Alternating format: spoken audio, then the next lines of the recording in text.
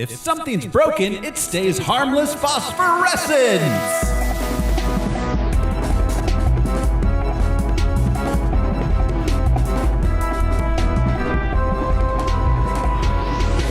Hello, everyone! This is Throw Smiley, and in case you're wondering, I sold the body shop and became a podcaster. Who's joining me this week? I'm Josh Cece, and when you don't have water, you can always choose Mountain Dew Code Red. I'm Brian Lesh, and I will fix this truck with a single can of oil. I'm Alaric Weber, and your deodorant smells nice. Thanks, Al. This is Harmless Phosphorescence. It's a podcast where we watch every theatrically released full-length live-action superhero movie ever made. We gather some research into the production and the source material, then we tell you about it. This show is brought to you by patrons like executive producers Michael Beckwith and Atticus Burkett. You want to be a patron too? Just head on over to patreon.com/harmless entertainment. We got a lot of bonus contents there. We got Star Wars shows and holiday shows and music shows and shows. We just posted the Shining recently, and I gotta say, that's one of our better episodes. You know, it's a long one, folks. I'm not joking. No, it's good. It's a really good episode, yeah. It really We're is. great. No, we're not always. That's my point. You know, sometimes the material or our mood, but that's a great episode. And so become a patron so you can listen to episodes like that. Exactly. There's a ton of monthly movie episodes up there. They're coming up on, I think we've got like upwards of 30 on there now. We're coming up on our 3-year anniversary of this next month. 3 years of doing this podcast. That's exciting. We should try to think of. Is that, we're gonna do paper or wood? What is the third year? I think it. I don't know. I think it's beer leaves. Yeah. Dirt. Are we gonna do a look back episode like we have done in the past? Maybe we should. I don't know. But we're gonna. It's not going to be too much longer after that. Just a few months later that we run out of superhero movies. So I thought maybe we'd save it for then when we have to switch gears to different kinds of movies. And when we run out, we will become a clip show of a clip show. Yeah, that's right. We're not going to do new episodes anymore. We're just going to keep reposting the old ones, re-edited. Right. Here's when the Harlem Globetrotters joined us for an episode. The entire thing is going to be us stuck in a freezer. Yeah, I was going to almost said that exactly. Guys, remember all the good times? Hey, guys, do you remember when we talked about Batman and Robin? No, they weren't all happy days. All right. This week, though, on Harmless Phosphorescence, we are watching Fast Color. The world's gonna die. I can feel it coming. And I think about Ruth.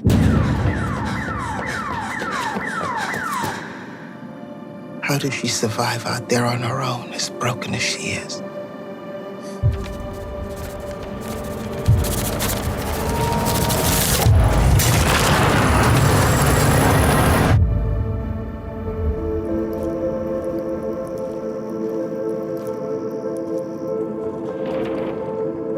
Lila, this is your mother.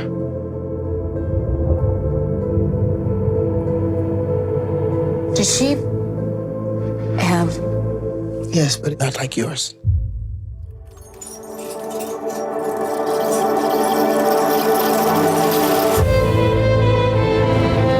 Our abilities can't fix things. If something's broken, it stays broken. Lila's different. She can see the colors. What do they look like? I've never seen them. It's like an echo. Moving over everything fast like a race.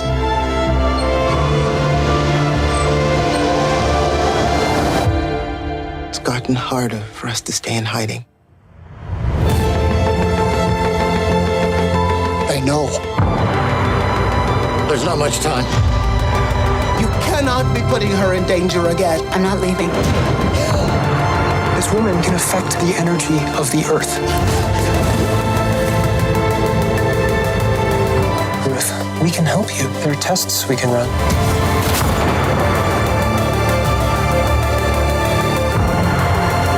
A new world is coming. I'm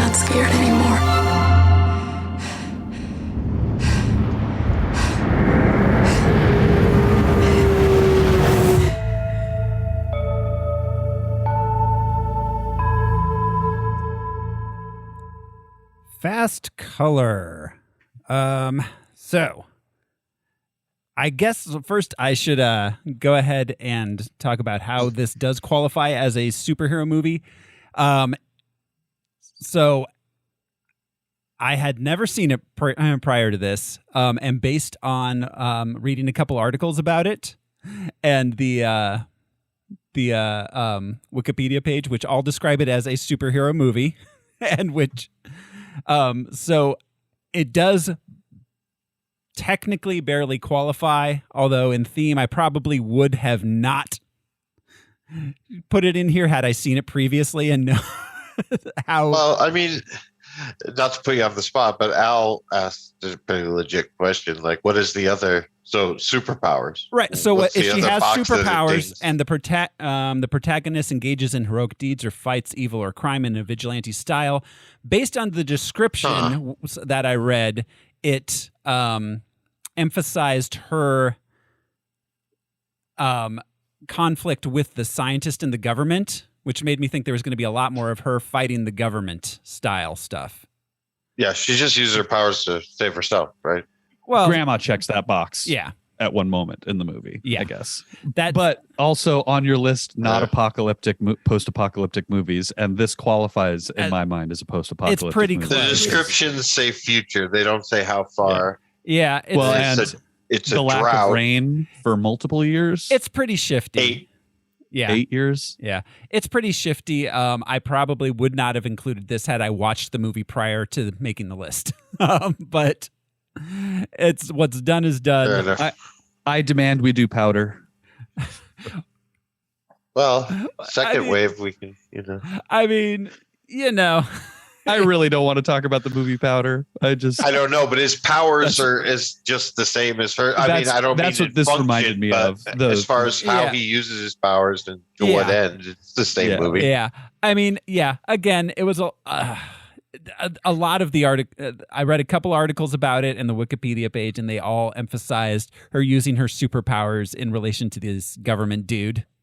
Yeah, So I Which- saw. Yeah, all the We'll- descriptions. We'll get to it. I wish there had been more of that. yes. It would have been easy enough to do. Yeah, post-apocalyptic. That's not this. I don't know. Like they could have just done the drought thing and not even implied it was a future. You know what I mean? That's a plausible thing that could happen. A drought. It's pretty close to post-apocalyptic. It's close, but Yeah, I don't it's know. pretty close. But I don't know. Yeah. So I don't know. We watched the movie, so let's talk about it. Is basically where we're Yeah. at this point. that was the first part. We have very litigious listeners. We need to do. clarify these things for them. Yes. It was released April 19th, 2019. It has a running time of 102 minutes. It cost, best I can find, there really isn't much info online, somewhere between $5 to $10 million. And it made 76,000. What? Well, this is a Netflix original, right? No. No. This was a theater release. If it was a Netflix original, I absolutely wouldn't have put it on here. It was Lionsgate. Yeah. Yeah. Because That- there's a few. that dude, David Straw. Hey, I always say, straight hair. is that it? Yeah. He's an Oscar winner. Yeah. I mean, I don't know. Maybe they. I think the cast is pretty decent. I mean, what? Oh my yeah. God! Yeah, everybody does a great job. Yeah, the acting's good too. It's just- the movie that's the problem. Absolutely. Yeah. Like I said, it made $76,000. So, guys, you want to go ahead and play the box office top 10 game? Yep. So this came out 1 week after Hellboy, which we did last. So there's. I'm just gonna Have go. we reached peak superhero movie? 2019. This is the third or fourth week in a row. that a movie has come out. 2019 was peak superhero. It had more. There were more superhero movies released in 2019 than any year prior or any year since. 2020 being, what it is. Yeah. But so yeah, 2019 is peak superhero. Noise. Yeah. So I'm just going to go through a few of the new releases because we've talked about every single movie in the top 10 except for one, which was released this week. So I'm just going to go ahead and let's see. we'll start with number 70, which was a new release this week. Okay. With a potent strain of pot sweeping the city, DTA agents attempt to... Yeah, I don't know what that is. I assume it's a made-up agency for this movie. Attempt to infiltrate a small-town farming operation that has a strong leader and interesting family members. Let's see. It stars Sid Haig. Sid Haig he was in all kinds of B movies, and he's been in every Rob Zombie movie. He's the big bald clown guy. Yeah. Sid Haig. Yeah, he was in all kinds of Roger Corman and blaxploitation movies. He's technically African American. This okay, Weed Town. Okay, so they're Cheech and Chong's next. They're pig farmers, so think about pot and pigs and some sort of pun you can make. Pot belly. That's a good one. No, all right, let's see. That's not it, but Pot belly. But yeah, pot and pigs. It's a pun based on it's a common saying. It's a common saying which takes both of those things into account. Bring home the bacon. That's ham. Ham. Exclamation point, question mark. That's your title. High on the hog. Yes, you got it, Josh. You win. You win this week. You win some bacon. Yeah. Usually when I'm playing Wheel of Fortune, I just guess Phantasmagorium. Doctor. I always just go with ham. It's going to fit in there somewhere. Pat, I like to solve the puzzle. Ham. Like, sir, there's clearly 3 words up there on the board. Hams. You heard me. Put ham on the board. God damn it. Without any ham, I'm not guessing anymore, Alex. My name's Pat. Pat, yeah. I've had it up to here with your shit, Pat. Our next movie opening at number 56. Sam, a disenchanted young man, finds a mysterious woman swimming in his apartment's pool one night. This is like that fucking this is like that fucking M. Night Shyamalan movie, but it's not. It is. No, this is sexy old crone in the water. Tide or no. Wait. The next morning, she disappears. Sam sets off across L.A. to find her, and along the way, he uncovers a conspiracy far more bizarre. More bizarre than a fish lady. Doesn't say she's a fish lady. Is this Bright? No. It's a mysterious woman swimming in his apartment's pool. He did not say she's a fish lady. Who that bitch? Two. The tagline is, "What are they hiding?" Easter egg. I'm sure that's the tone they meant it in too. What are they hiding? What are they hiding? It stars Andrew Garfield and Riley Coe. You say so? Let's see. It's Chick in the pool. It's an A24. It's called The Swimmer. It's called Under the Silver Lake. Oh, I get it because it's L.A. Yeah, Silver Lake's a neighborhood.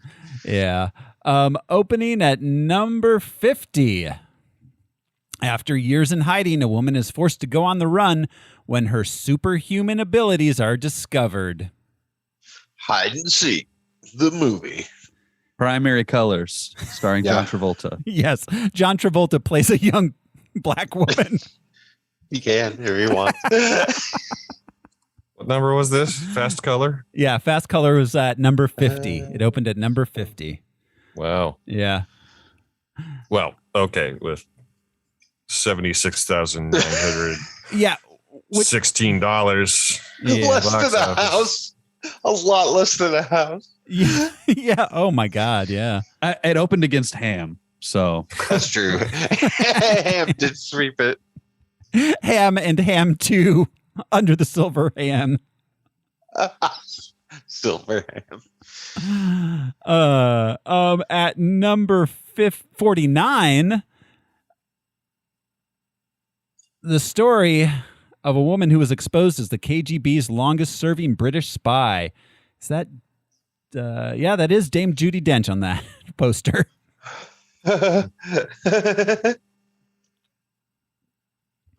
Let's see. Dame, Redhead. you're like halfway there.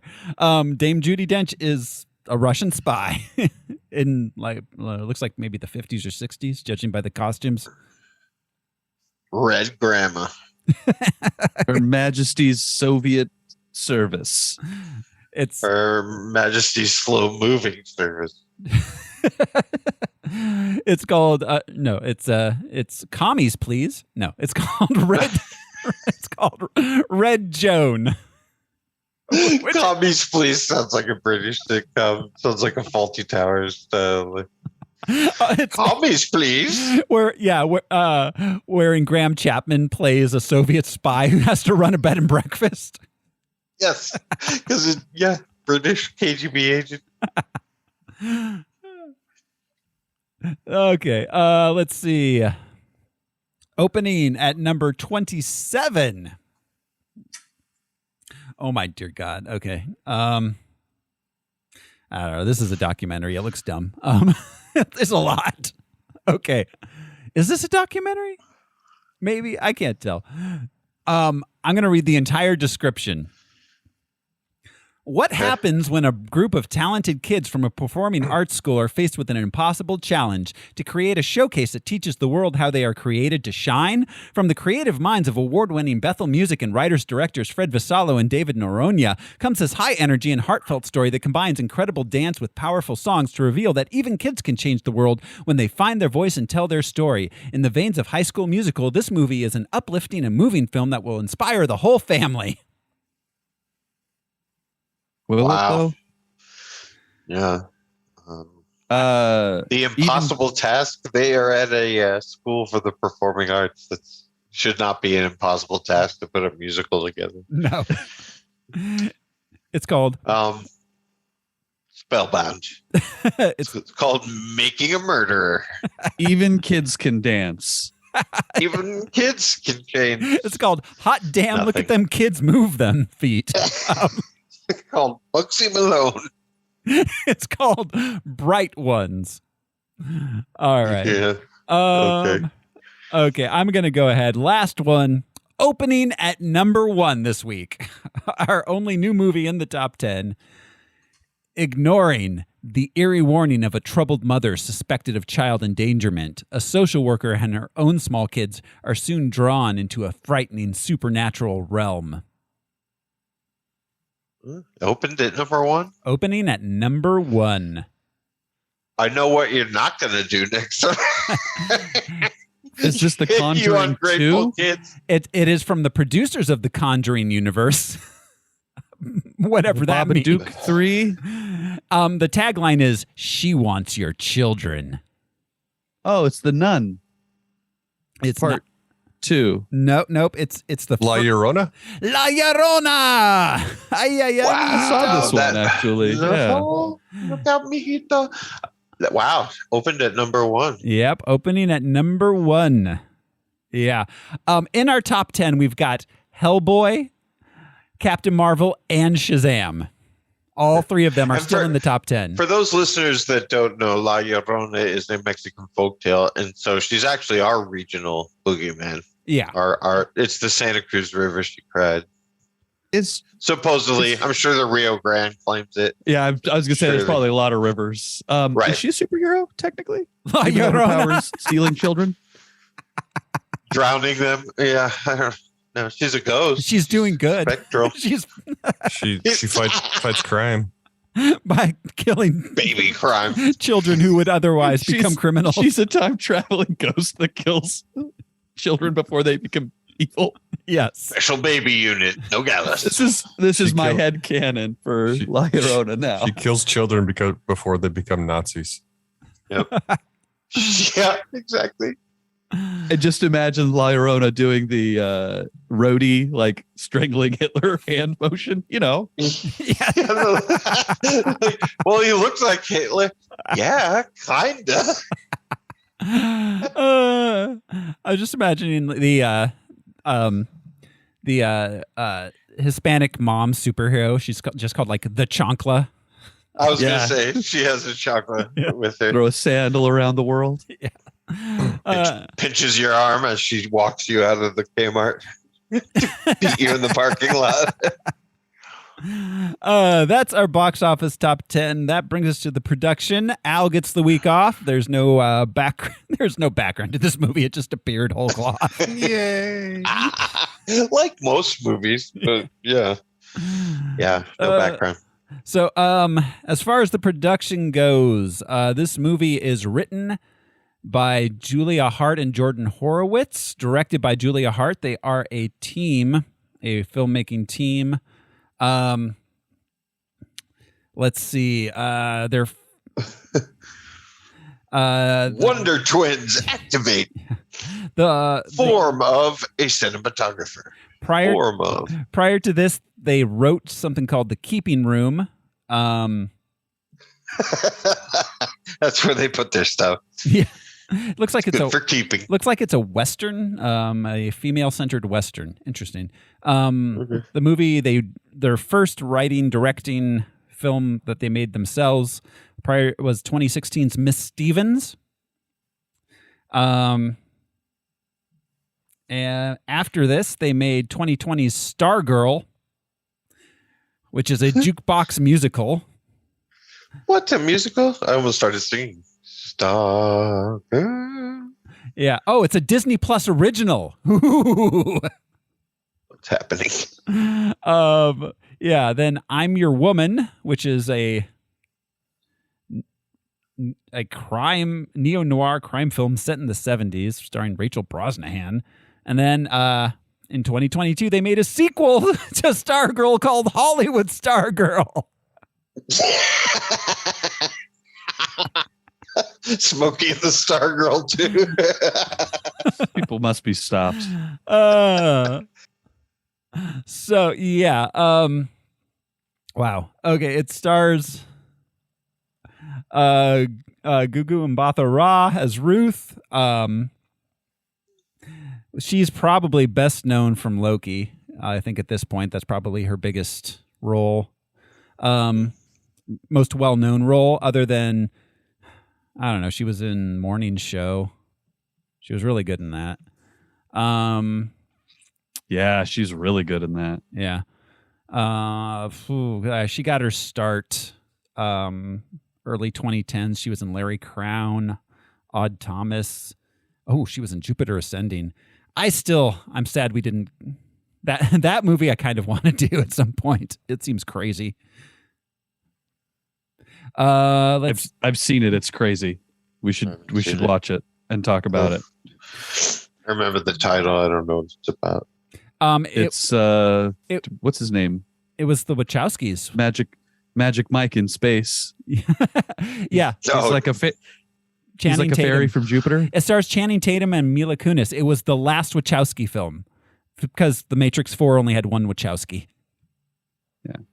Is that the plural of Wachowski? Yeah, you have to have the two Wachowski guy. You need both Wachowskis. Otherwise. Legend speaks of the Wachowski guy. Let's see. She was in The Cloverfield Paradox, which was not a good movie. She was in the Beauty and the Beast live action remake, a movie I refused to watch. Cloverfield Paradox was the time traveling one, right? Sorry, spoiler alert. Were they in space or something? Yeah, where they're in like a space station watching Cloverfield happen because they arrived through another. We should do those movies. Fuck it. Oh, Cloverfield's on the list. They're dumb. I don't know how long or if we'll get to it, but it is on. There's a lot of movie series on the list. We probably won't get to all of them. I hope we won't. I'm only going to live so long. Yeah, I hope the sun burns out first. Probably will. Yeah. But yeah. Gugu Mbatha Raw, like I said, probably best known at this point for Loki. She played Ravonna, Judge Ravonna, Lexis Renslayer. Renslayer. Yeah. Lorraine Toussaint as Bo. She goes way back. She was on Law and Order for like a long time. As a judge, I would imagine. I think so. Yeah. No, she was a defense attorney. Okay, there you go. She would have been good as a judge, though. She was in Hudson Hawk. That movie's crazy. Dangerous Minds. She's one of those people that you're like, that lady. She's been around for years and years. Orange is the New Black, I think is her most recent, right? Yeah. That's one of her most, yeah. But yeah, she's been in a gazillion movies. She's great. She's always good. Yeah, she's good. Actually, everybody's performance was. Oh yeah. The cast. Yeah, cast was absolutely. Great. Cast was great. Sanaya Sidney is the little girl. She obviously hasn't done much. She's like 11 years old. Prior to this, she was in Hidden Figures and Fences. Oh, she played Kid Venus Williams and King Richard. That's where I recognize her from. Interesting. Yeah, she's really good. She's really compelling. Yeah, she's great. She was good. As a kid actor, she's really good. Yeah. Christopher Denham as Bill. That dude is he was from Argo, Shutter Island. Let's see. That's the thing. A very forgettable face. Perfect casting for a spook. Yep, just a pasty white dude. Yeah, absolutely. Yeah, he's just kind of your standard like character actor. If you need a white guy who doesn't do much, he's barely in this movie. Yeah. David Stratham as Ellis, the sheriff. David Stratham. Oh God, let's see. He goes way, way back. He was in Lincoln. Yeah. Oh, yes. Yeah. He was Stanton, right? He was Edward R. Murrow in Good Night and Good Luck.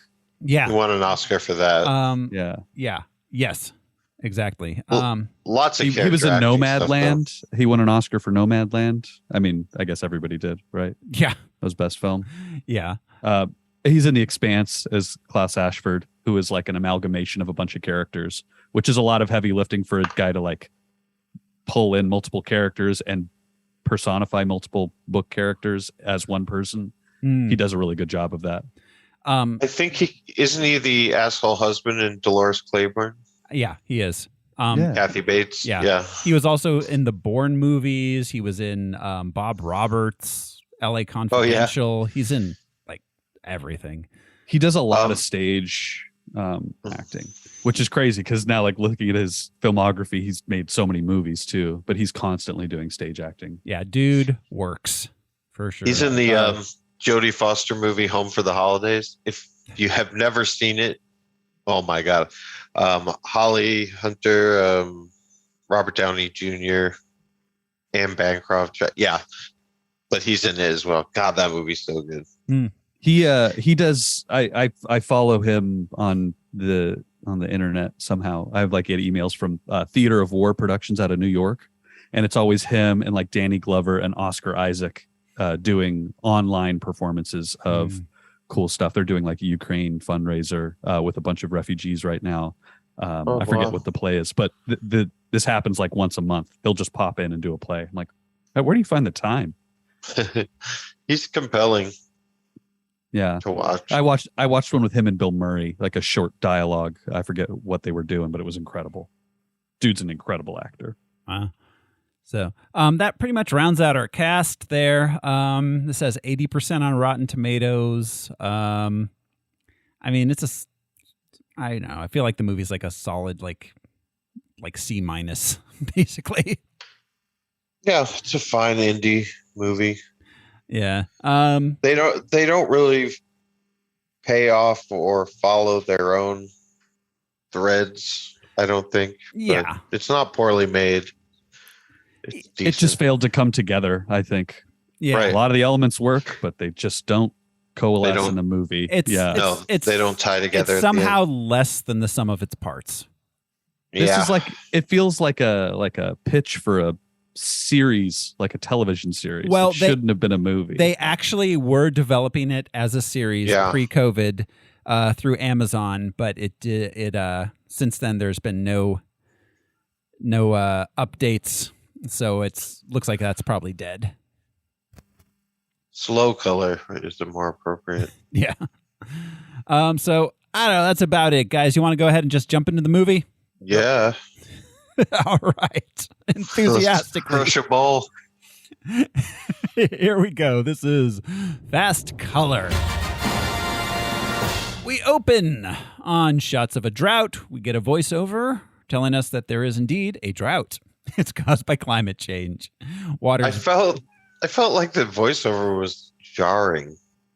I'm not sure. Started right up. Maybe it gave me the feeling that, Al had last week with the Hellboy voiceover, just like with the fucking this and that, just like all of a sudden you're talking to me like I walked up to a conversation. Well, that was happening. It was very like, this is now a science fiction movie. Mm-hmm. The first line being "the world's gonna die." Yeah. Right. I can feel it coming. So it was very. It was very. Wow. It was very like a kind of like a generic brand, Lord of the Rings introductory reading. And do things stay broken? I mean, there are things you can fix, right? I mean, yes. As a general thesis about life, if something's broken, it stays broken. Isn't necessarily true. All that truck needed was a can of oil. Yeah, that's all. Oil. Sometimes things are broken until you find the one single thing that they need to go back together. Right. A bowl, a piece of glass. I see. I get it. If you put those back together, you still see the cracks and the seams. But so many broken things can be fixed. Absolutely. Yeah. Full industries. So it's lazy. Like I'm not trying to. I've had the screen replaced on my phone before. Like you can fix things. Right. Yeah. I've done it myself. Like it.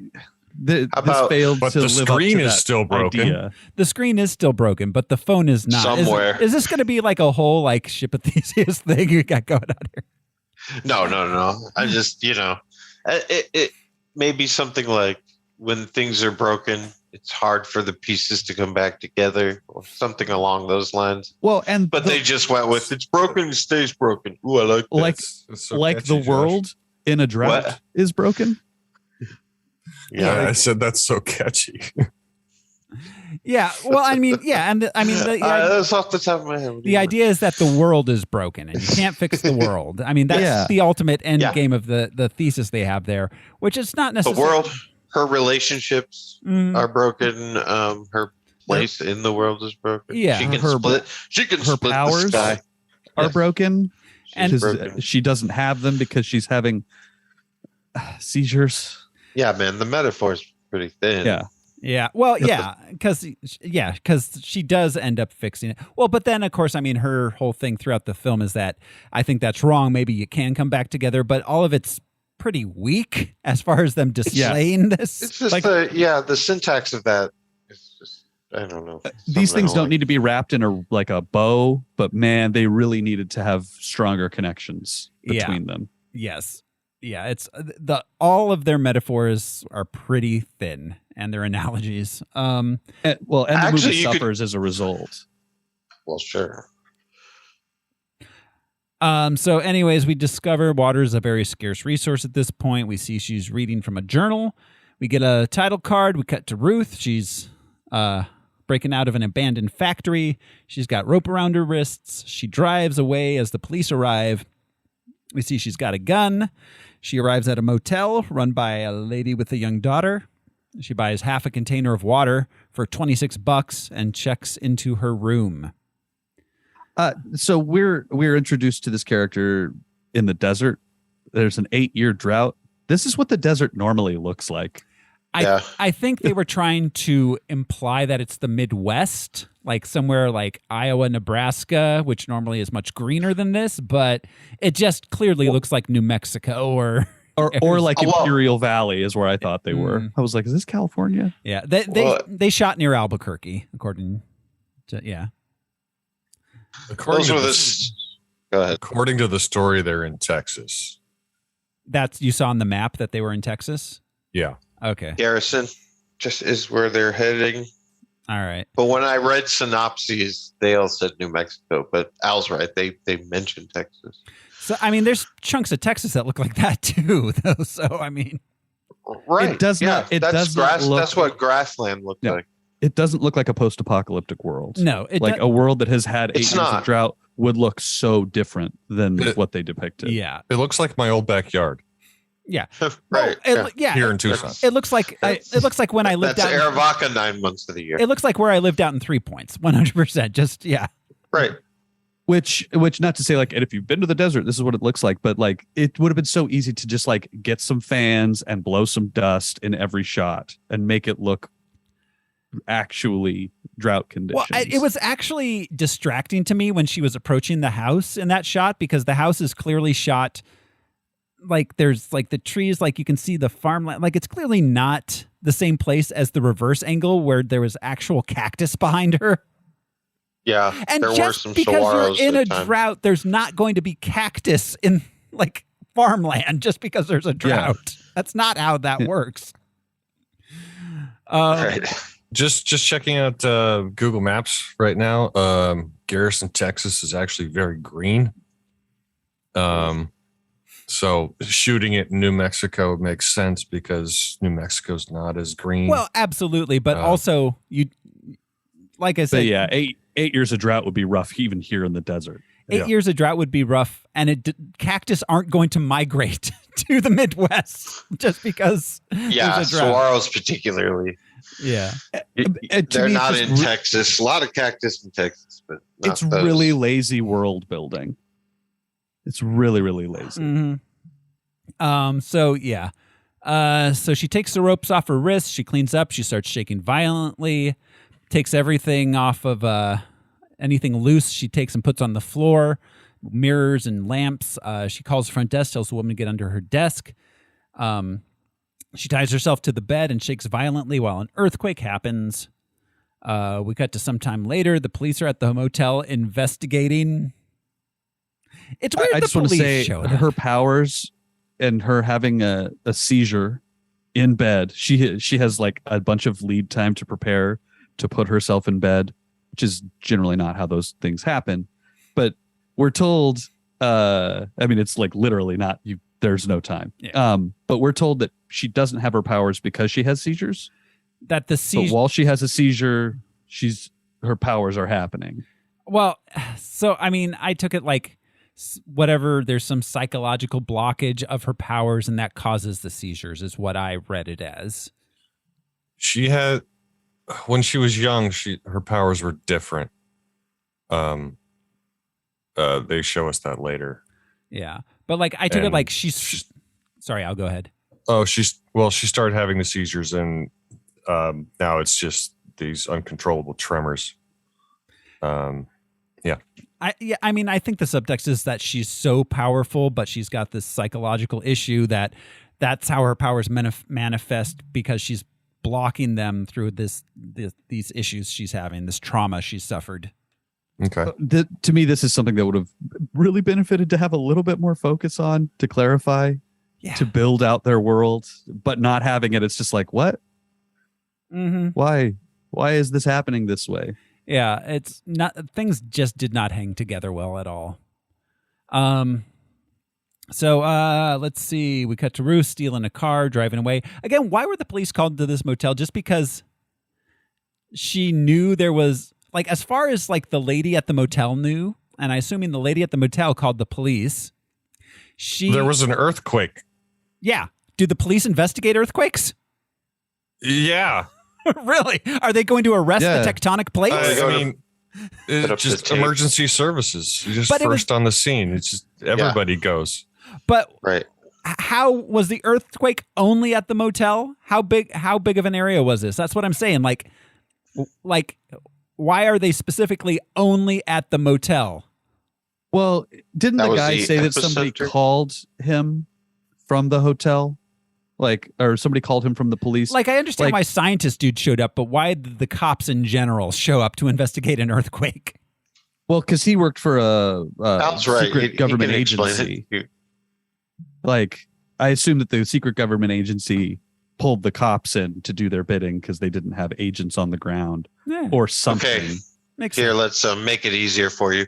When something happens and there's potential danger, people call 911. Right. Okay. The first people to show I up. understand how fucking 911 doesn't works. go immediately to the seismic, I understand how whatever. I understand why facility. 911 works. There weren't like ambulances and things. What I'm just saying is that, like, was it just at this motel, this earthquake? Like, That's where the destruction originated. That's where the people called from. Right? anyways. So she leaves the next they didn't day. drive down the road and be like, I'm calling from. Well, I guess that could be smart. Like, I'd assume they'd be all over the place rescuing people. Like, the motel wasn't falling down. Like, I mean, I'm sure she called, but I'm sure other businesses around the area called too, but they were only at the motel. It's a very centralized tremor event. Yeah, it happened at the motel. Yeah. All right. Maybe I didn't understand this movie. I don't think I did. Yeah, ultimately they just needed some B-roll of the lady who runs the front counter, like on the phone post earthquake with things falling down or something. So the next day, Ruth's in the middle of nowhere, driving through what looks like desert. She stops at a diner where she's eating one egg. Man next to her buys her a cup of coffee, attempts to make small talk. He introduces himself as Bill, but Ruth does not introduce herself. Bill leaves. Later, when Ruth leaves too, she sees a cop looking at her stolen car. Bill, in order to save Ruth from the police, calls her over to his car and she gets in. So was this all a setup?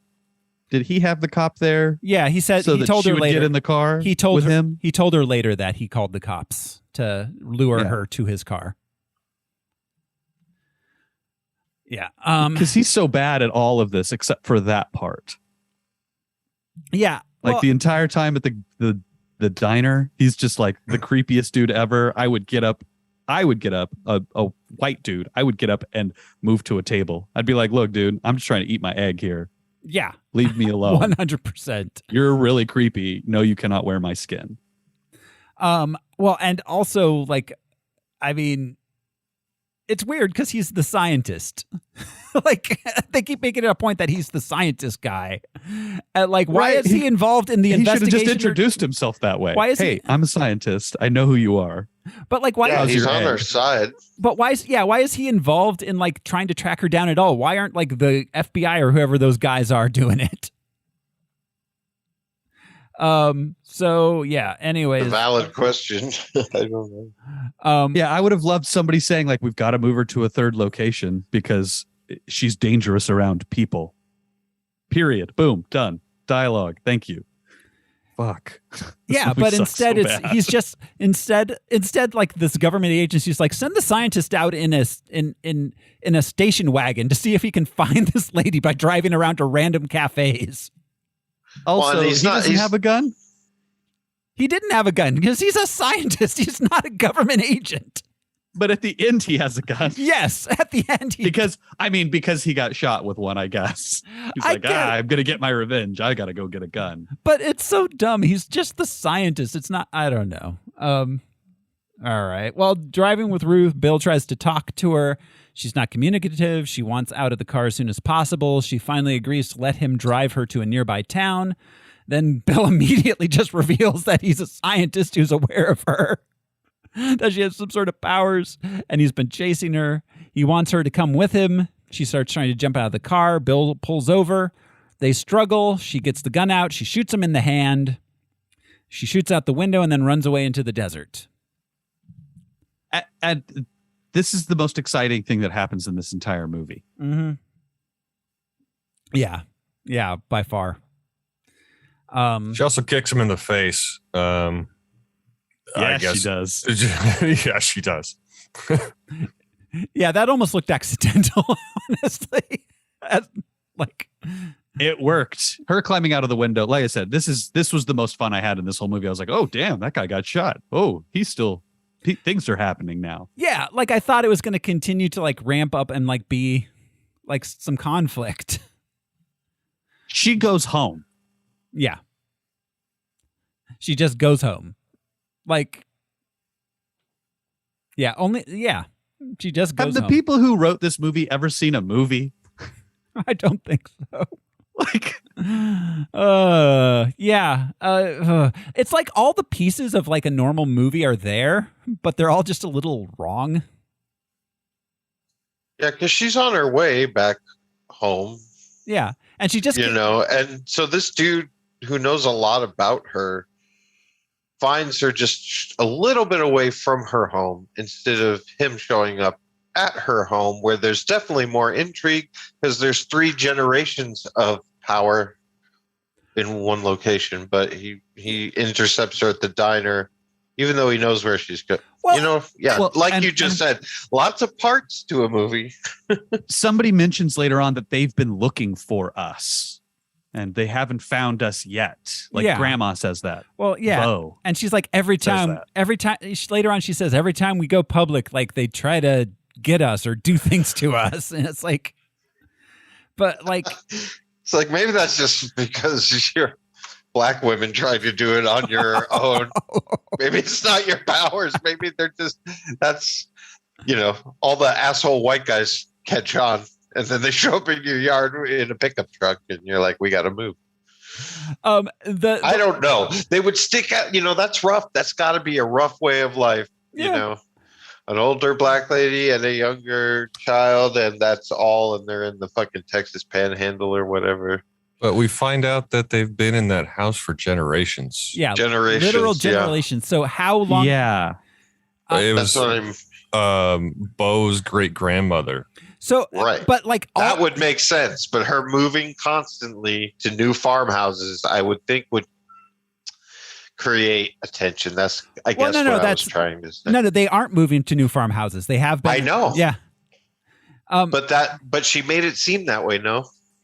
In that. Yeah. Well, because whenever we get on the radar, whenever they. Oh yeah. She lived in town with the sheriff at one point in time, I guess. Yeah, they had a thing. Yeah, but then she had to move back out. She then moved out into the sticks to hide. No. She got knocked up by the sheriff. And then ended up not ever going back into town publicly because she got pregnant and her mom made her stay there. She made it seem like generation after generation, they just keep their daughters there, like not letting them go into town at all. But they just keep going and getting knocked up and coming back and having another generation of these kids. Yeah, I know places like that. Okay, yeah, fair enough. Yeah, sounds like Yuma. No, I was with you though. Yeah, it's just ridiculous. There's no magic in that. No, there's not, and it's just well, and there's a way to make that interesting.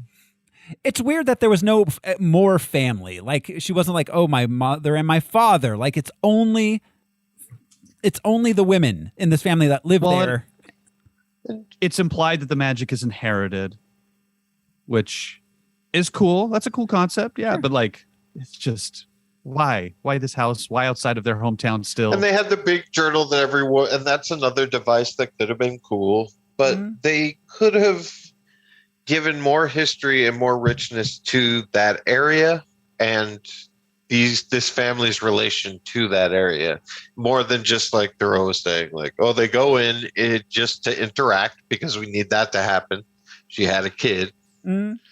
You know what I mean? Like there could have been something about why they're there and why so many generations. There's like zero world building in this thing at all. And again, I hate to come back to it because not that you have to pay attention to it, but for example, Texas was the last state to even hear that slavery had been dealt with. That's what Juneteenth is. Yeah, so 2 years. So it would have been nice if they explained this, multi-generational property in Texas owned by these powerful, mystical women. Right. But they didn't really.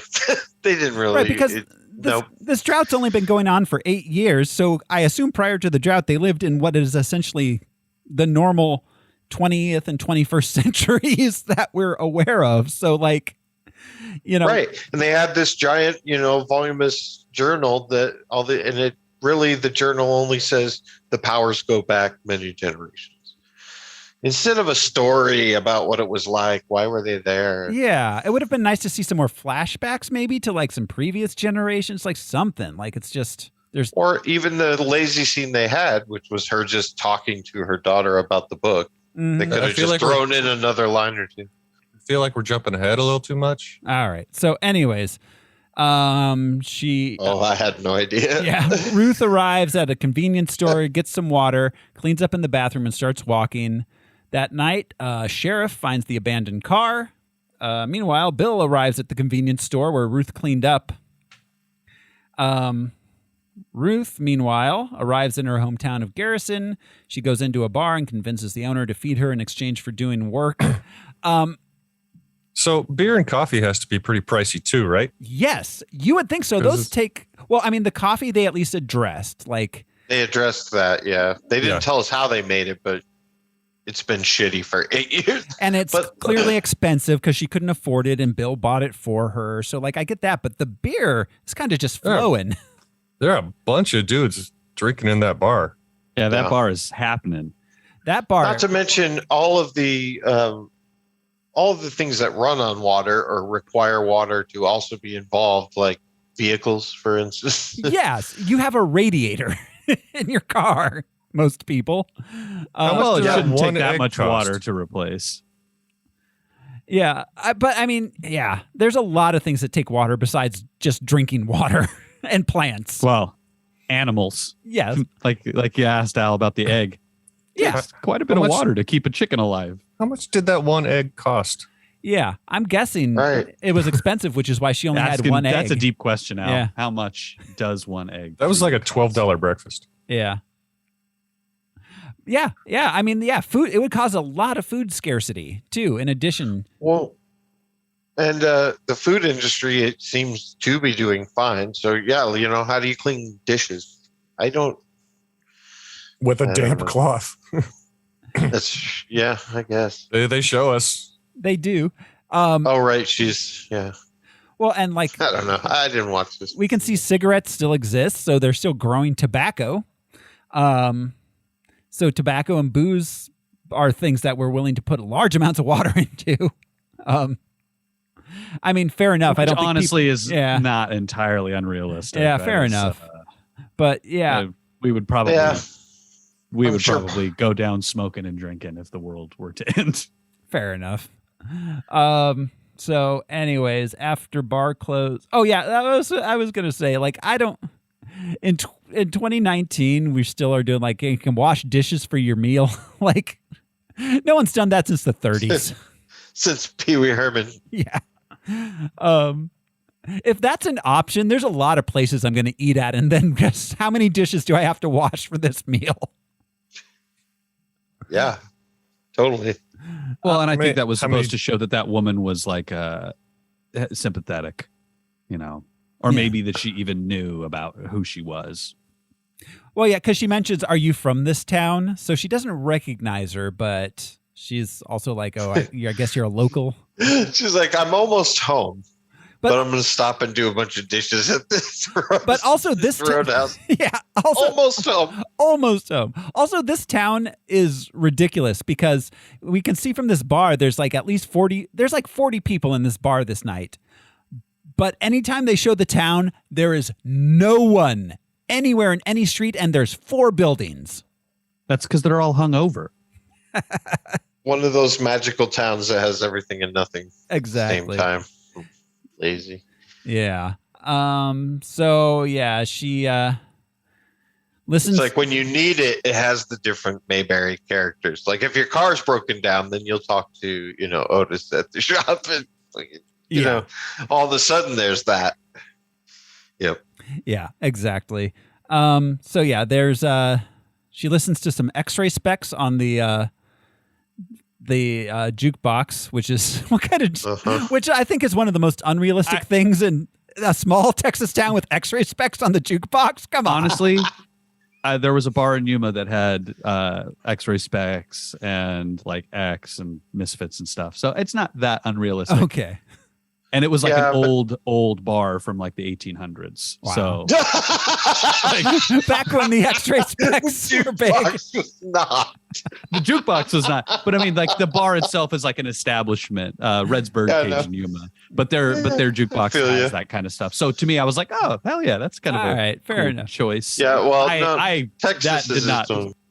I didn't have to suspend disbelief at all for that moment. I thought it was cool that they paid them for that song. Yeah, that is cool. It's cool that they paid. It's cool that they gave them any sort of acknowledgement. That's not a band that you see talked about ever. This is literally the only thing that makes her character human to me in this movie.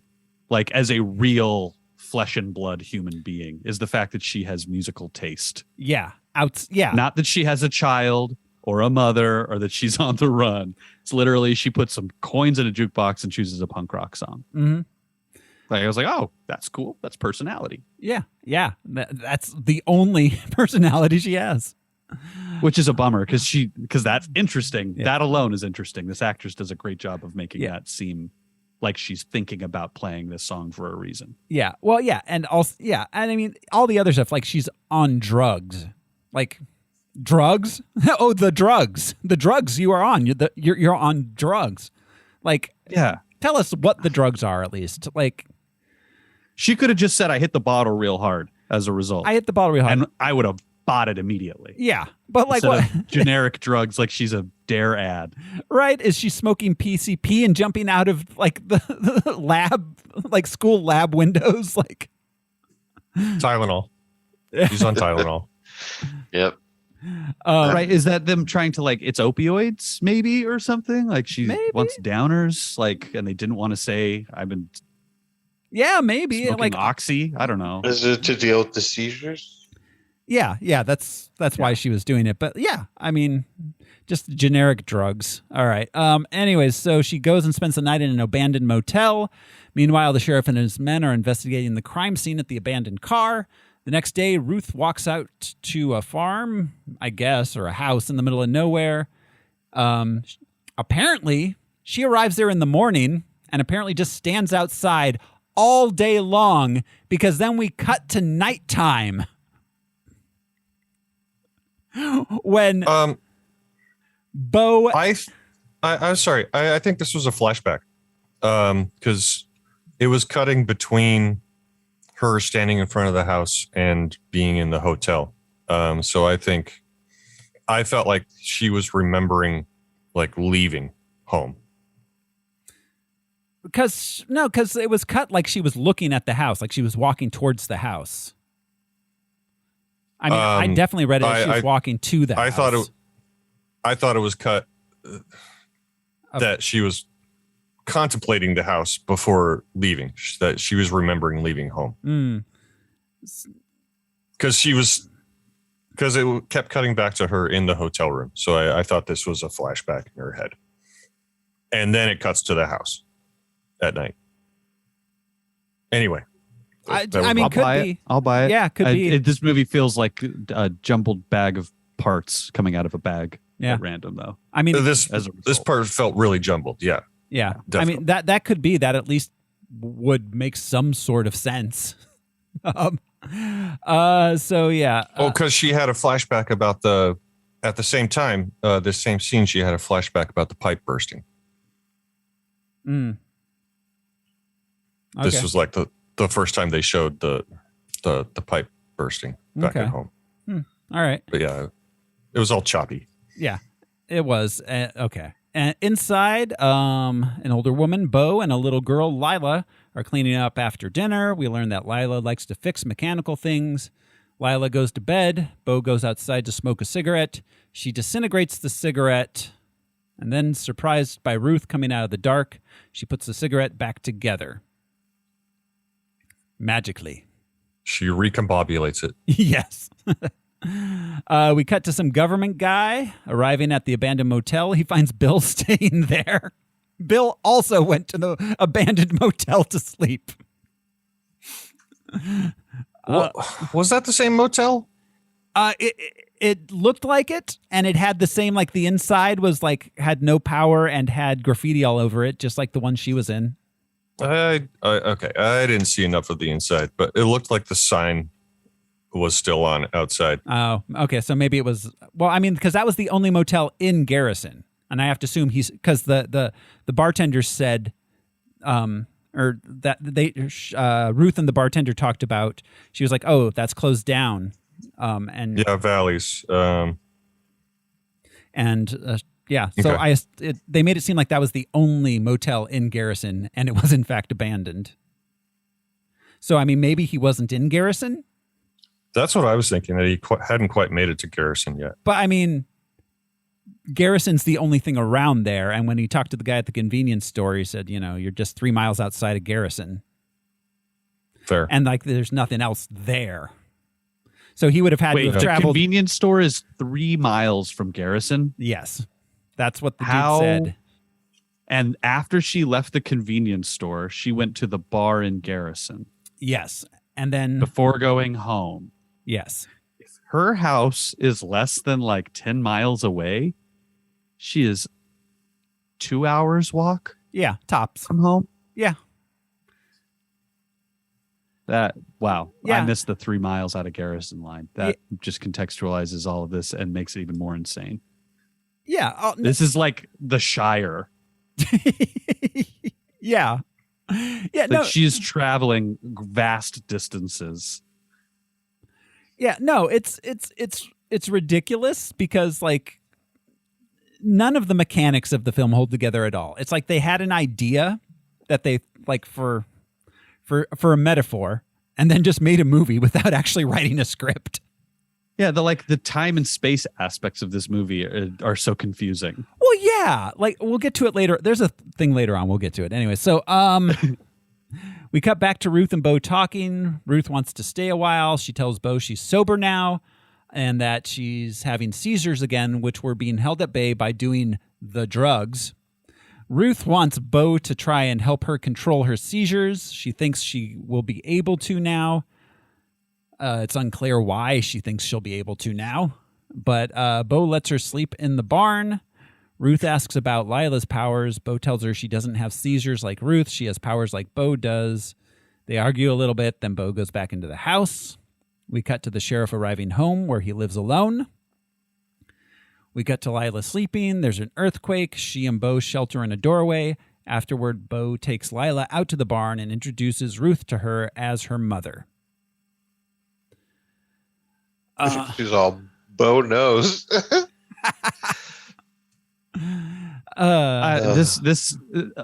The writing for this seemed so weird. It seemed ceremonious and unceremonious at the same time. Yeah, everything seemed like that. Everything seemed like deeply important, but also kind of just tossed off. Yeah, it was naturalistic, but everything is of vast importance in this mythology that we're creating. Yeah, like what? The next day, Bill is going through Ruth's things from her bag, which she left in the car. Him and government guy head into town and arrive at the sheriff's station. We cut to Lila working on an old truck. Bo calls her and Ruth into breakfast there. Ruth and Bo tell her that Ruth doesn't have her powers anymore. She lost them as a child. Strange things started happening when she used her powers, and then she started having seizures. It's very unclear why that happened. Like, they don't explore like what trauma caused her seizures to start. Her powers were just weird, and then she started having seizures. They never really explore that or explain what the deal was, which is weird because that's kind of the crux of the whole film. Was it supposed to be the drugs? No, because it seemed like it was when she was like a kid. Like, it seemed like prior to the drugs. Like, she started doing the drugs to control the seizures. So, like... Yes, that's what it seemed like. It's very, very unclear what happened to cause her to have the seizures. It was all that breakfast with no milk. Yeah. Yeah, they eat a lot of dry Cheerios in this house. Dry Cheerios, they'll give you seizures. Well, you can't mainline that shit. You got to cut it with some milk. Every baby in a high chair, coast to coast. Well, you have to eat it like a baby eating dry Cheerios, or you just grab handfuls and shove them towards your mouth.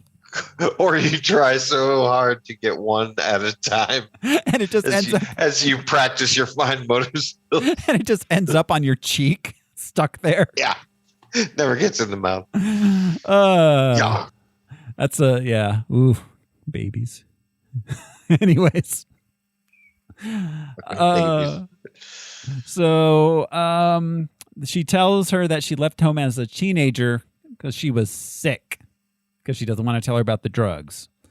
She's like, I was sick of this shit. Every teenager, you know. Yeah. She says when their seizures went away, then she returned home some years later with Lila as a baby. She left Lila with Bo. They tell Lila that Bo is going to help Ruth get back in touch with her powers. She thinks that might make the seizures go away. Lila demonstrates her power by levitating a bowl, taking it apart, and putting it back together. Lila tells Ruth that when she does this, she sees colors around everything. It seems to me that the being able to levitate things is just as big a deal as taking the stuff apart, honestly. They kind of gloss over that, but that seems like a pretty cool power on its own without even disintegrating it. Yeah, that's super useful. Like, it's cool that you can atomize things, but also, like, I can get beer from the fridge without moving. Yeah, that has a lot of uses. I would practice that. I would practice, like, writing with a pencil with my brain.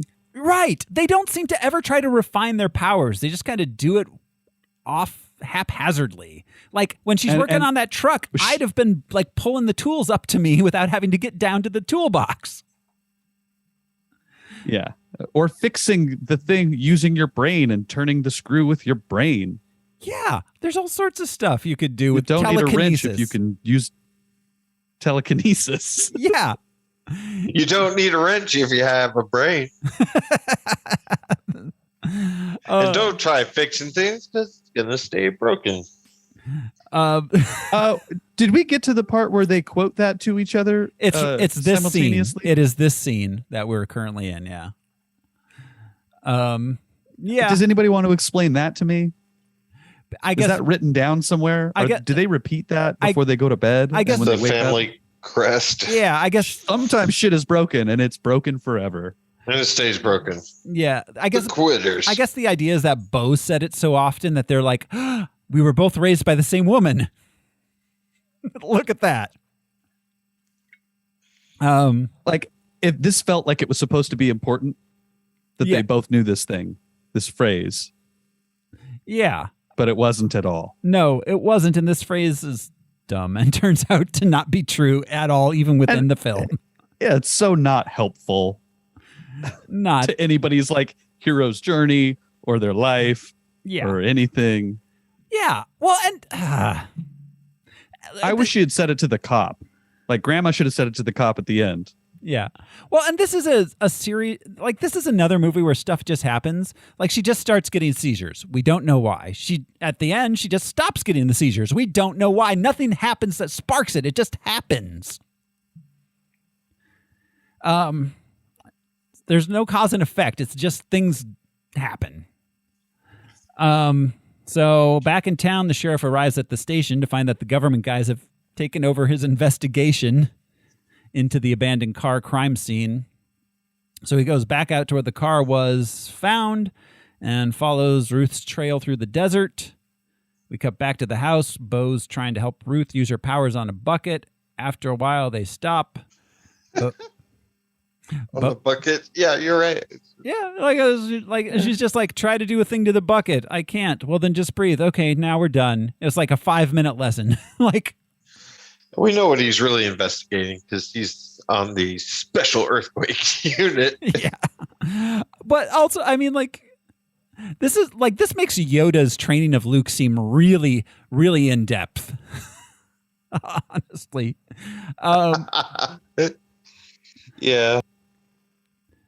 So, Bo shows Ruth a journal kept by the women of her family going back 4 generations. They all had the powers. She mentions that this is the first time she's ever seen this journal. She grew up there, at least through her teens. Yeah, I know. And it's apparently been there for generations, this home. She was high Well, but this is like I thought that was a Dr. Seuss book.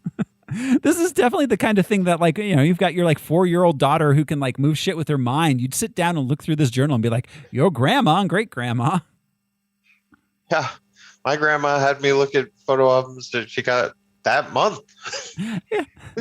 It was always old ladies like in some sort of bar hall that they rented smoking while there's like a cake and it's like some kid's birthday. Yep.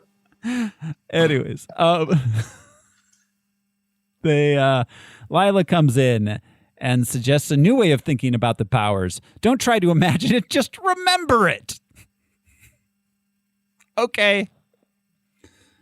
Like, it's helpful, but also it's another case of seems like it's important, but it's just so casual. It's so casual, but then like the remembering thing, and it's like that she couldn't remember. I'm getting ahead of myself, but I don't know. When I'm thinking of a memory, it's usually in my head. So I don't know. Tell me the distinction between don't imagine it, remember it. Okay.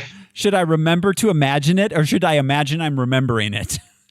Are you going to act it out, or should I think about it in my mind? Should I use my imagination to fill in? Everything stays broken. Don't forget. Yeah. So Ruth tries to break the bowl apart, but she ends up shattering a window upstairs. Ruth and Lila talk while cleaning up the glass. Ruth tells Lila that as a child, Bo told her stories about women that could break apart the sky. Later, she found out they weren't real. She just suggests that Lila that she puts the window back together, but Lila is unable to do it. I love the phrase "women who can break apart the sky." It's such an interesting concept. I wish they had said 5 other words about this idea. They wrote down 5 cool sentences and then shot a movie. Like, that's what happened. So Bo actually gave that woman a name, Simona. She lived in Europe and had Ruth like write her a letter at one point. Yeah. Like Santa Claus. She said like Santa Claus. Yeah. But like all of this is so unexplored, and then also they just keep throwing things at us and none of it means anything. Meanwhile, the sheriff arrives at the convenience store where Ruth and Bill work, questions the clerk. Back at the house, Lila convinces Bo to go into town to pick up a few tools she needs to finish fixing the truck. Cut back to the sheriff. He's traced Ruth's path to the bar where she was a few nights before. Then in town, Bo and Lila are picking up things at the general store. Lila bumps into Bill. They buy some things and leave. Bill assumes that the first black person he sees must be related to the last black person he saw. That shit's crazy. Yeah. All right, Bill. Good work there, bro. He's a scientist. He's a scientist. Meanwhile, he did the science. He's like, I've got a theory. Meanwhile, it might be bunnies. At the house, the phone rings, but Ruth doesn't answer it. She allows the answering machine to get it. The technology in this movie is interesting because they try to make everything like from the 80s, basically set like technology stopped in the 80s in this movie. There's no cell phones. The phone is like a dial phone. Rotary phone. Well, all the cell cars. network is run largely on water. I don't know if you guys know that. It's true. Rainwater. It's a series. It's a series of tubes. Yep. Filled with water. The jukebox. We only is have old Al school. Gore to thank. Yeah. It's the old school jukebox. It's like the cars are all like 80s era cars, 70s or 80s era cars. Yeah. I know. Yeah. In every synopsis I read, it was just quote general future. Mm-hmm. Just without water. Yeah, like was this in the 90s? Because all we saw were Crown Vics for the cops. Yeah. Well, I mean, the biggest standout, like and Thoreau only says, the phone system that stands out.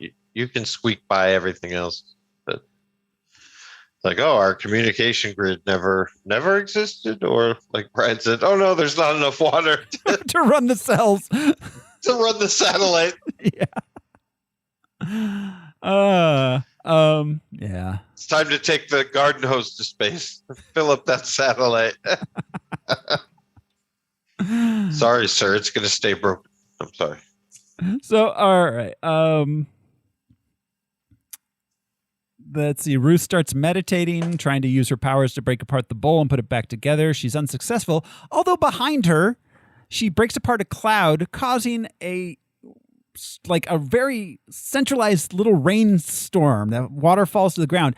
Would they not have noticed this? It was just as they arrived. It'd be like, wow, everything's wet. What the fuck?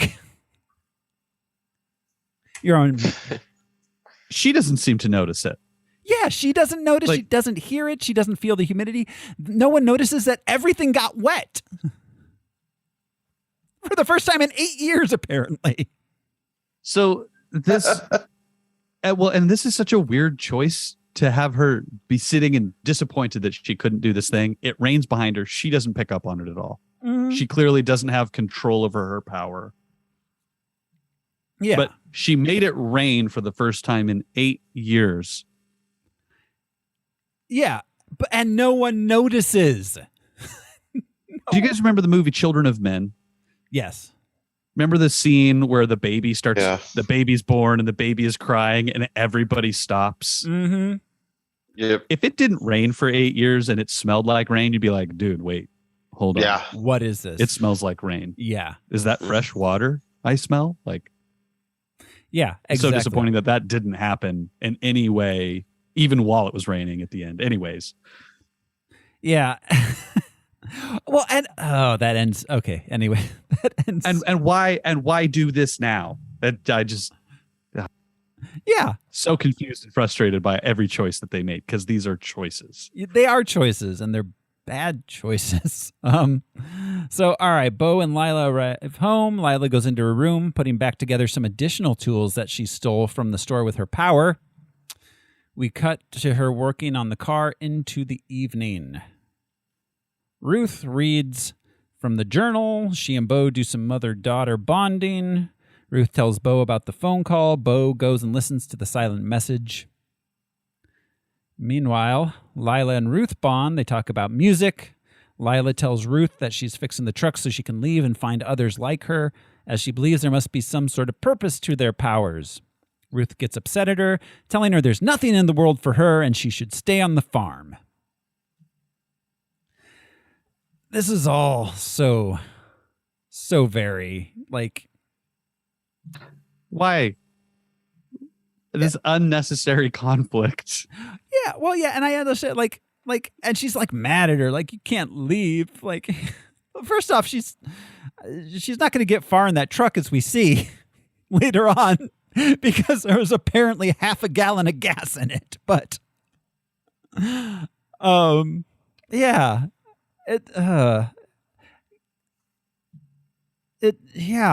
and also, like, I don't know, like, it never occurred to any of them before, like, maybe there is, like, others like us. Like, no, we're the only, like, I don't know.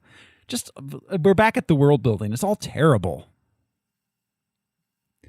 So Bo meets with the sheriff, who tells her about the car crime scene.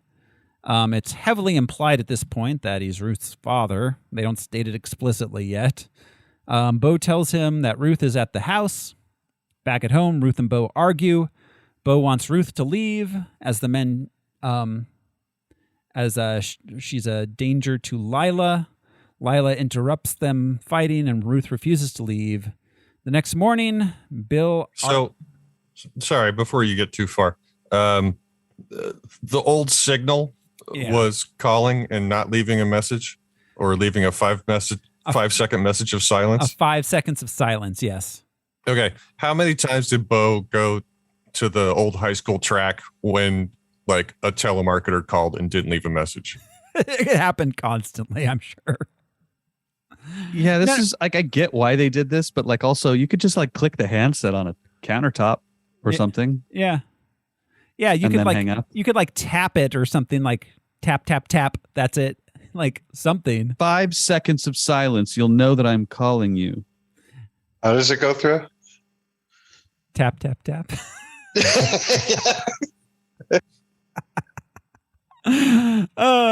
But Al, what you didn't remember that telemarketers run on water.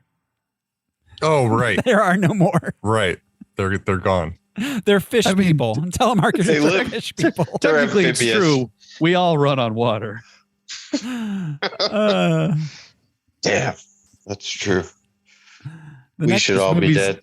This movie's deeper than we thought. The No, it's truth not. about telemarketers. It's about 6 feet down, 6 to 9 feet, wherever the water is. So Bill is arguing with his government boss who wants to call off the chase because the scientist guy wasn't able to track down the lady. He's not a trained like investigator. He's the scientist guy. This was so dumb. So dumb. And you know she's in this town. There's only like 12 people. Like you'll find her after a few days. Oh, he's mad that he abandoned the car for the cops to find. Do you know how much a station wagon costs? A 1985 Ford station wagon. It cost me like 11 waters. But Bill had a point that he didn't want to drive this station wagon with the shot out window into town. Yeah, I'll judge him. but you might want to like Anyway. drive it off the road to somewhere hidden, Bill. Behind the Lion Estates. And also they just ride. There's only 4 people in town, and they ride in and take over the sheriff's station. What is he mad? Like they take over the town and are waving guns around. It doesn't matter what the townspeople think. So anyways, back at the house, Bo tells Ruth about when she was young and she snuck out and met Ruth's dad. Her mother didn't let her leave the house at all during her childhood. Bo would sneak out, ended up getting pregnant with Ruth. Lila gets the truck running. Bo and Ruth let her have the keys, but Bo discovers that Lila stole the tools from the store and gets angry. Just then, the sheriff arrives, telling them that the government guys are in town. They're looking for Ruth to do experiments on her. They're all in danger. It's revealed to Lila that the sheriff is Ruth's dad. So Bo gives Ruth the truck. Ruth leaves. Lila wants to go with her, but Ruth reveals to Lila that she was a drug addict. And when she gave birth to Lila, she thought her seizures were gone, but they weren't. She doesn't even know who her dad is. Because at that time, the best cure for epilepsy was have a kid. Yes. I don't understand the like I don't even know who your dad is thing. Like, damn. I guess she was trying to be extra cruel. Yeah, that's I just guess. petty. Like, Jesus. Yeah. She's like, well, in a booming metropolis like this. Was she supposed to be upset because she just figured out that her dad was the cop in town and she had like known him her whole life? No. She knew all along. Oh, she did know that was her father? Yeah, only Lila didn't know that it was her grandfather. Oh, that makes sense. Yeah. She was just mad at Lila for like wanting to come with her. She was like doing like the whole get out of here. I don't want you no more thing. Shane Yeah. or Harry and the Hendersons. Yes.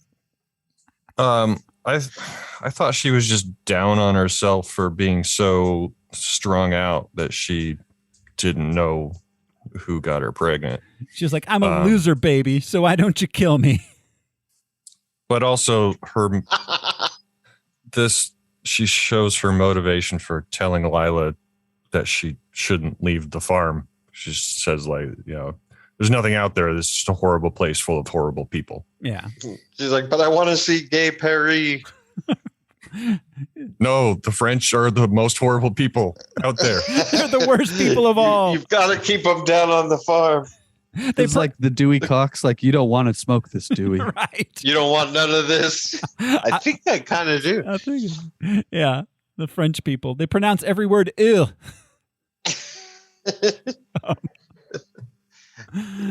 So These seizures bore me.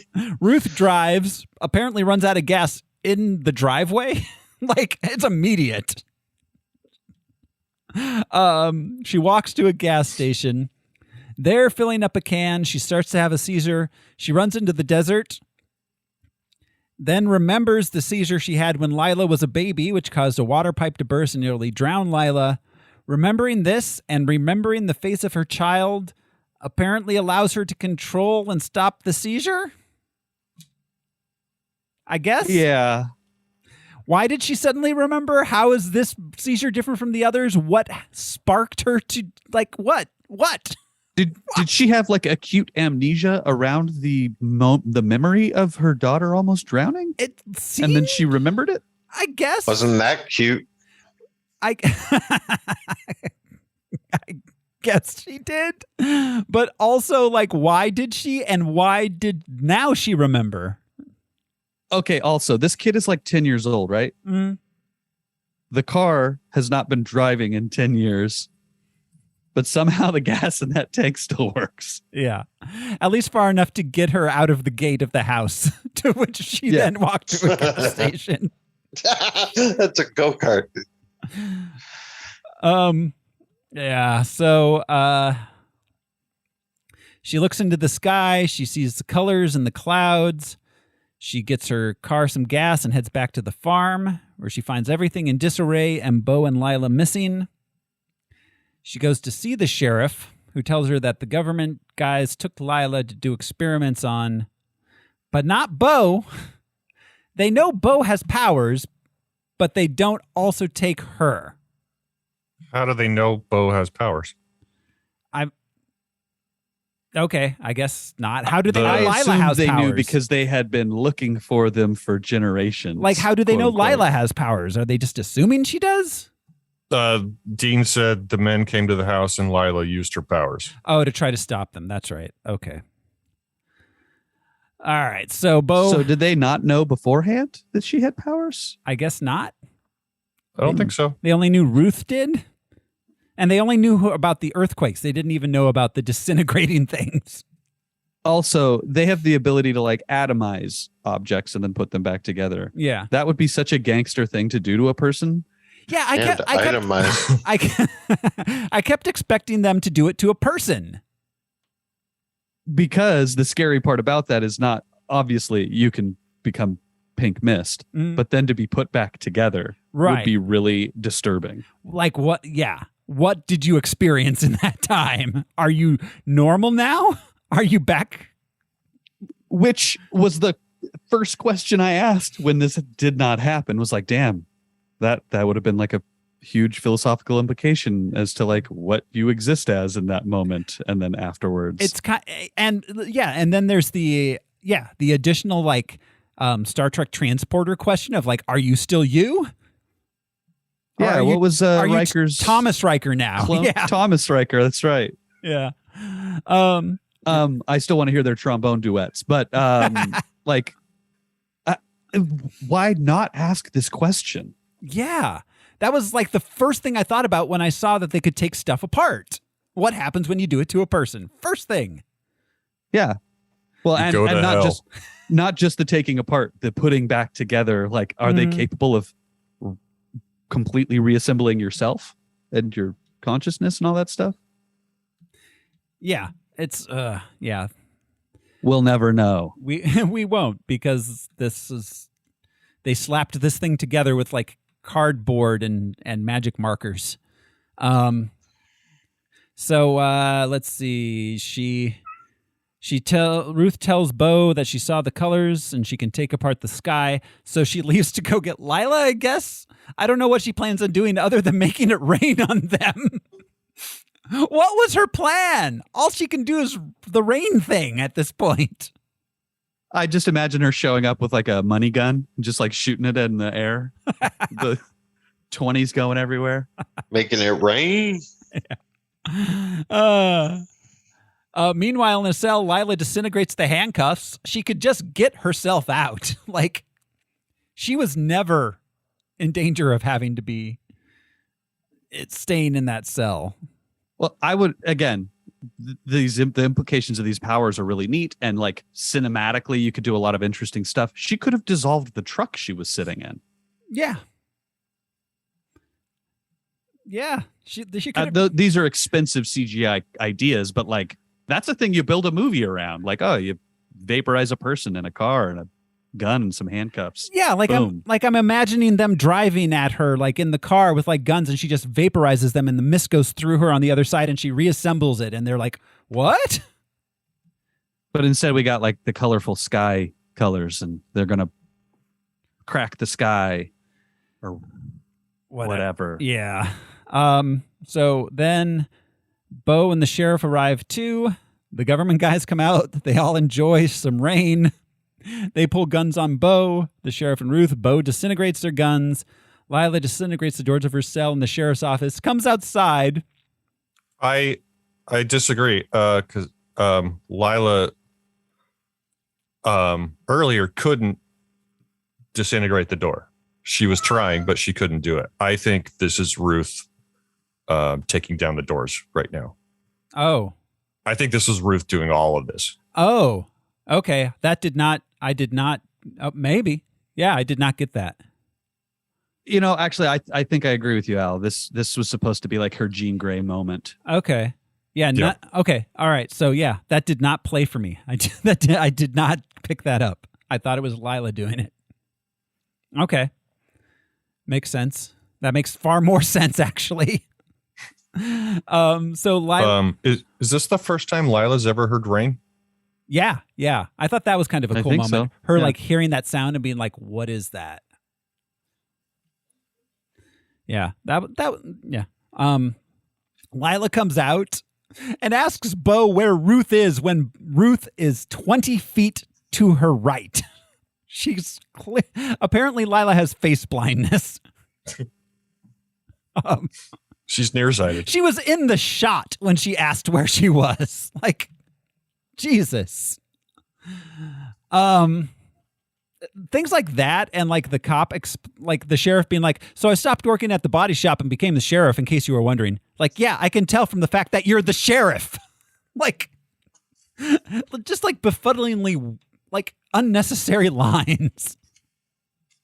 Well, no, they had a planned prequel movie about him being a body shop owner. And they had to set Fixing it up. cars without water. Yeah, Bo had used her powers to pull out dents. So yeah, Bo offers herself to the scientists in exchange for Lila, who's reunited with her mother. Why, though, when she could vaporize these people? Yes, vaporize them. Just vaporize them, Bo. That's all you gotta do. What did she say? What did he say to them? He was like, "I don't want to hurt you," or something. And she says it back to him. She's like, "No, you mean you don't want us to hurt you," or something like that. Yeah. She like reversed Uno'd him, and it was great. But then she goes with them. Right. After being like very threatening, and like that was a pretty bold gangster move. Like, yeah. Like, I was looking forward to Mama Bear just laying down the smack on them, and all she does is disintegrate the guns. Like, I think her last line was, "I'll come along, but you got zero power over me." yeah. But why is she coming along at this point? Like, I don't understand why she's going with them. Yeah, She did not need to, because she's not a murderer. I guess. yeah, like what were they? Were they trying to do the like Superman in handcuffs thing? Like, sure, I'll wear handcuffs, but I can get right out of here. Like, is that what that was supposed to be? I guess. Because instead it just felt like she's like, "All right, I'll go to jail." Yeah. I mean, that's, Like- yeah.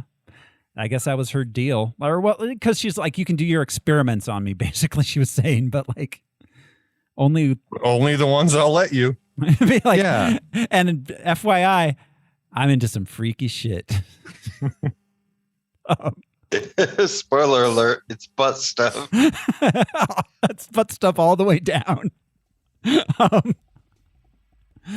So, okay, is the worldwide drought problem solved now? I guess because she Is she going to to drive around and make clouds I think the idea around the world. I guess the idea was that she's gonna. Well, because all right. So they find a note from Bo telling them to head for Rome to find another woman that she used to know with the powers. What's her face? What was the name, Al? Simona Lot. Simona. It sounds like a porno my name. favorite Girl Scout cookie. Right. Girl Scout. Simona Lot is real. There are others. Find them. Go take apart the sky. It sounds like an Austin Powers name. Yeah. But like Lot. Simona Lot. Yeah, so I guess the idea was that they're all going to get together and use their powers to stop the drought. So, there you go. That's From what's the happening. Vatican. Yes. That's their plan. That's the movie. That's it, all right. It is indeed a movie. Yeah. Barely a movie. I don't even want to rank it. Honestly. Well, how do we? I don't know. It's a totally different movie. Yeah. I mean, Was that Chris Evans movie where he had telekinesis powers? it was what was that called? Push, I think. Push. Bush. But that was about their powers. This is a drama that like has that as a device. The Anakin Skywalker he can teleport movie. We have Jumper? So we have Jumper and Push together at 92 and 93. This is significantly worse than those, but those were the movies that this made me think. Absolutely. Those movies made me think of that. But it was a worse movie. Sorry, before we continue with the ranking, I didn't know we were getting into that Sorry, that Al. quickly. An unanswered question. There was a photo of about halfway through the movie. There was a photo on the wall of Bo with a white baby. Yeah. Was that Simona? I thought it was supposed to be Ruth, since Ruth's dad was white. Oh, that baby was way too white. Way to too be white? Ruth. Okay, I didn't pay enough attention. I don't know. Okay. Maybe. I thought Simona was like I got the feeling Simona was like one of Bo's peers, like she was of her generation. But I don't. That's just me assuming. We had no indication. With it being in Rome, I assume that she's a sexy old crone. Like the Pope. Was it Rome or Paris? Rome. She said. Okay. She said Simona. The note at the end said Rome. They may have said something about Paris earlier. Why a note? Why not hey, there's a lady I know in Rome. You should go see her. Why did she have to pass her a wet, folded up little tiny note that she took the time to write down? If she died or was taken into custody, there's now a note that says find this very unique name. Well, in Rome. it's because she has powers. The government is hunting her. Well, it wasn't just a note. It was it was actually there once was a lady in Rome. It's a limerick. Yeah, it's a limerick. Yeah, I don't know. Everything this movie needed to be rewritten 4 times before they shot it. This is Mighty Morphin Power Rangers bad. Ooh. It looked cool. The visuals were cool. Some of the performances were good. We thought that about Power Rangers. Some of these performances were okay. But the movie itself is just barely a movie. Fant Four Stick. I'm looking at Fant Four Stick, honestly. I mean, the Spirit. Was this worse than the Spirit? Because I don't know. I don't know if anything's. I don't know how you worse than- compare any of those two. Yeah. It failed as a drama. It failed as a superhero movie. I guess I'm looking. Feels like it's in a different genre than all of these movies. It is. So I mean, I think we can only look at it as a movie then, and So 135. and say what it was trying to do. Did it accomplish it better or worse than what these movies were trying to do? I think Underdog accomplished what it was trying to do better than this movie did. for what Underdog was trying to do. I think they all did that more. I don't know. I'll recuse myself. I don't. What was the movie with where they had like a CCTV and they were in the town? That was, and it was super. All superheroes must die. That's 139. Is that the worst? That's Is our that the worst. lowest? That's our lowest movie. Yes. Then this should be 140, in my opinion. That's the last time. You I'll really say it. think it's that bad? I mean, it's really bad.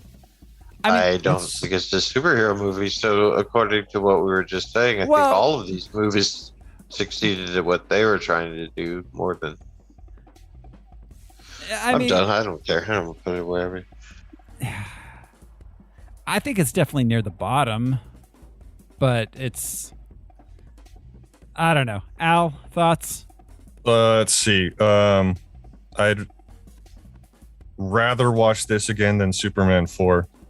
That's a good way to look at it. No way. What? I will watch Superman 4 again in my life, I guarantee. At least that's fun. I will not watch this again. I guess. I didn't even watch it this time. I would definitely watch this again before The Crow Wicked Prayer. Nope. I will never watch this movie again. There will be not even ironically, there's no fun in this. It's true. It's not a superhero movie, but I guess we didn't decide that. I thought we decided it right away that this is not a superhero movie. We know it's not a comic book movie, huge quotes, but it's not a superhero movie either. I thought we decided that, but maybe not. I'll think about it this way. This movie did not disturb me as much as Son of the Mask.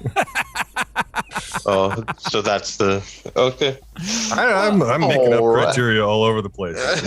Yeah, no, it didn't. It didn't creep me out. No, this movie did not hurt to watch. Bad. Son of the Mask made me cringe. Just visually. I'm saying okay. This movie is closer to Powder than it is to any single one of these movies. It's just a person that has some sort of internal struggle that manifests as some abilities. Nobody got saved in this, except maybe she brought the rain. Is that it? Yeah, I mean, I guess they saved Lila at the end. That's one. Okay. I mean, that's it. That's all. Yeah, so that could be any movie saving one person. I mean, it's okay. I don't know. At this point. I have a hard time putting it. I have a hard time putting it below Super Capers and All Superheroes Must Die because they were so just bad in general. This at least looked good and had good performances. It was a more competently made film than those were, content aside.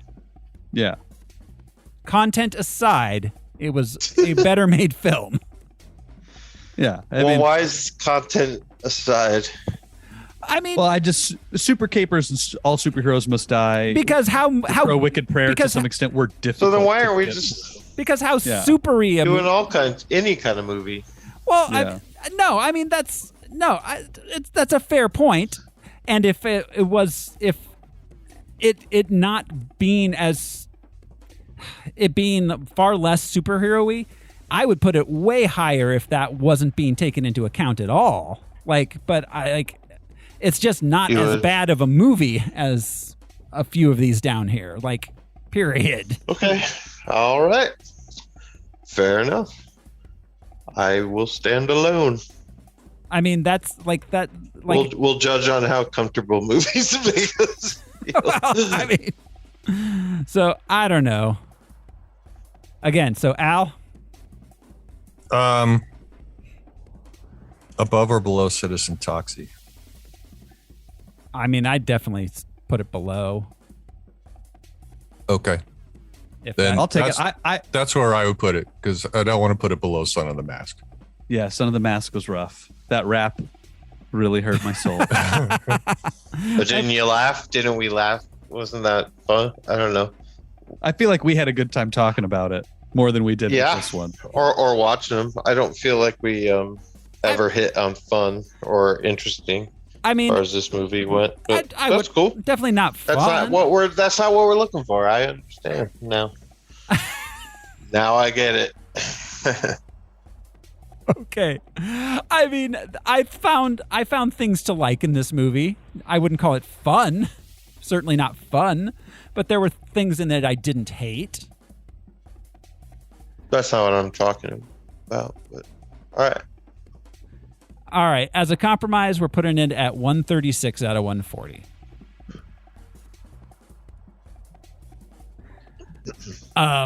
So I hope that we next week's movie isn't as controversial as far as it belonging on our list.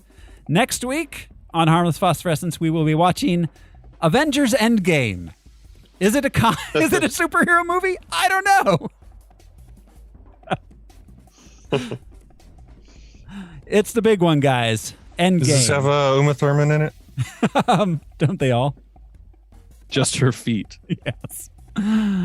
Avengers Endgame is next week. That's our big one, and we'll be doing a special box office top 10 next week, since again we have so few new movies. But it'll be fun. That's next week, guys. Avengers Endgame. I think we'll all possibly be a little more in agreement about that one. Generally, I don't think it's better than Swamp Thing. Well, what is better than Swamp Thing? The answer is nothing. So, till then, guys, thanks for hanging out with us. This has been your host, Throw Smiley. Your host is Harmless Phosphorescence, a horrible place full of horrible people, like your mom. I'm Josh CC, and the power was inside me all along. I'm Brian Lesh, and I run primarily on rainwater. Give me a map and a teddy bear, and I'll find you. I'm Alaric Weber. Thanks, everyone. We'll see you next time. Bye. Bye.